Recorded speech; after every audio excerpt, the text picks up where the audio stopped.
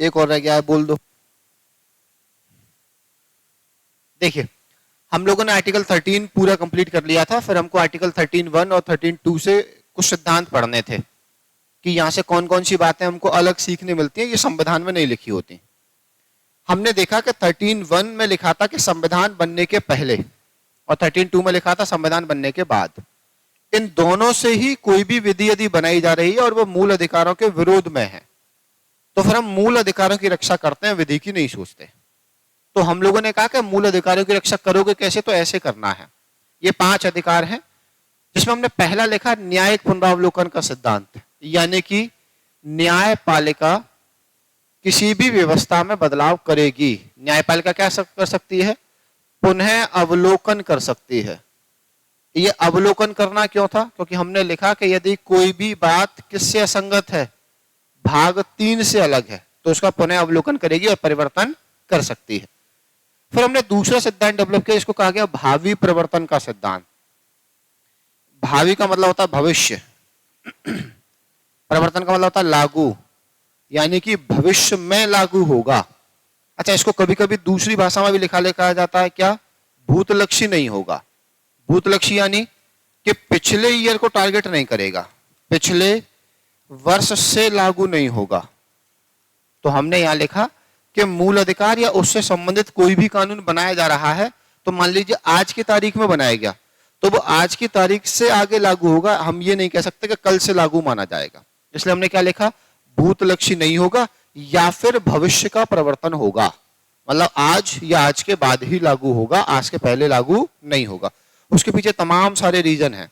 जैसे मान लीजिए कि आज कोई भी घटना आप जो कर रहे हैं या कोई भी कार्य आप जो कर रहे हैं वो अपराध नहीं हो, लेकिन आने वाले 5 सालों में वो अपराध हो जाए और संसद नियम बना दे और उसमें लिख दे कि आज से लगभग 10 साल पीछे से कानून लागू हो जाएगा, तो इस बीच में जिन्होंने ये काम किया होगा वो सब अपराधी हो गए, तो सबके मूल अधिकार असंगत हो गए।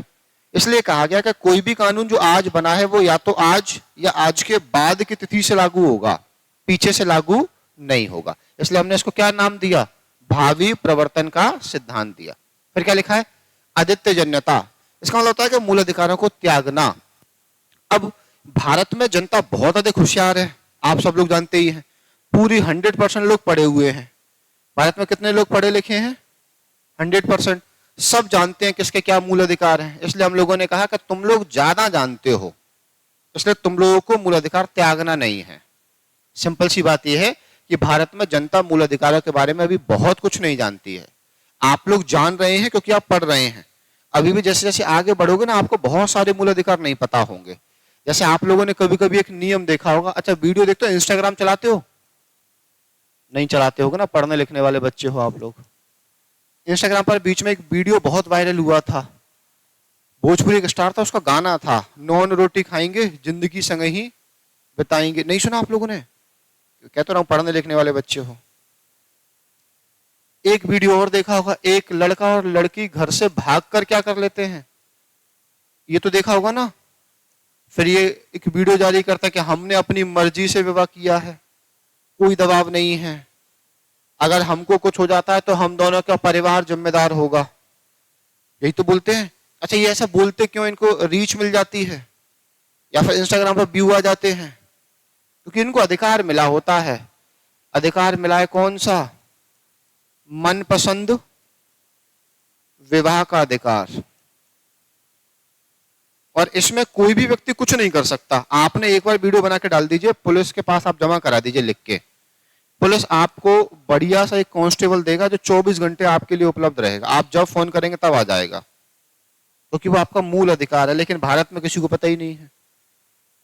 तो भारत में तो हम सोच ही रहे हैं कि क्या है। इसलिए हमने कहा कि भारत में व्यक्ति मूल अधिकारों को नहीं त्यागेगा, क्योंकि भारत में भी एजुकेशन की आवश्यकता ज्यादा है।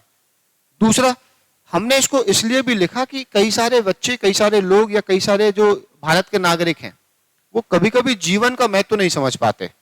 तो उनको लगता है हमारी जिंदगी हम जैसे चाहेंगे वैसे जिएंगे और वैसे ही समाप्त कर देंगे। तो समाप्ति का अधिकार आपको है ही नहीं, क्योंकि जीवन समाप्त करोगे तो भारत का एक नागरिक खत्म हो जाएगा। इसलिए लिखा गया कि भारत में आदित्यजन्यता नहीं मिलेगी, आपको मूल अधिकारों को त्यागने का अधिकार नहीं है। लेकिन हमने एक स्टार लगा के लिखा है कि अमेरिका में तो है। क्यों है अमेरिका में? क्योंकि अमेरिका की जनता हमसे ज्यादा पढ़ी लिखी है। फिर अगला क्या लिखा हुआ है? पृथक्करण। पृथक का मतलब था अलग करना। हमने कहा कोई भी कानून यदि हमारे पास बना हुआ है और वो बड़ा कानून है, अगर उसका कोई हिस्सा खराब है और बाकी हिस्सा ठीक है, तो हम पूरा कानून रद्द नहीं करेंगे, हम केवल कौन सा हिस्सा हटाएंगे? जो खराब है। तो हमने कहा यदि खराब वाला हिस्सा हटाया जा सकता है तो ठीक है, और नहीं हटाया जा सकता तो हमको उस कानून को क्या करना पड़ेगा? रद्द करना पड़ेगा। अंतिम क्या लिखा है? आच्छादन का सिद्धांत। आच्छादन का मतलब क्या होता है? ढक लेना। जैसे कि हम लोगों ने ये देखा होगा कि बाहर जब बारिश होती है या कोई भी ऐसी स्थिति आती है, जैसे धूप में भी आप लोग छाता वाता लेकर चलते हैं, तो जैसे आप छाता खोलते हैं तो बारिश बंद हो जाती है। बारिश बंद हो जाती है ना छाता खोलते ही, या फिर आपके ऊपर आना बंद हो जाती है। यही तो होगा ना। यानी कि जहां जहां इस छाते का प्रभाव होगा वहां वहां बारिश आपके ऊपर नहीं आएगी। इसी प्रकार हमने लिखा कि यदि कोई भी कानून मूल अधिकारों के खिलाफ है तो मूल अधिकारों की पावर इतनी है कि वो कानून उस मूल अधिकार पर प्रभाव नहीं डालेगा, बाकी सभी जगह प्रभाव डाल रहा होगा। इसलिए हमने यहां लिखा कि आपके मूल अधिकारों से आच्छादित हो जाता है। मूल अधिकार उस कानून को ढक देते हैं कि उसका कोई भी प्रभाव केवल इस भाग पर नहीं पड़ेगा, बाकी कहीं भी इसका प्रभाव पड़ रहा हो या ना पड़ रहा हो। समझ गया भैया इस चीज को? ये पांचों सिद्धांत समझ। और देख लो एक बार, कॉपी में पढ़कर देख लो, अगर कोई शब्द परेशान कर रहा हो तो आगे बढ़े। क्या दीदी? हाँ चाहिए।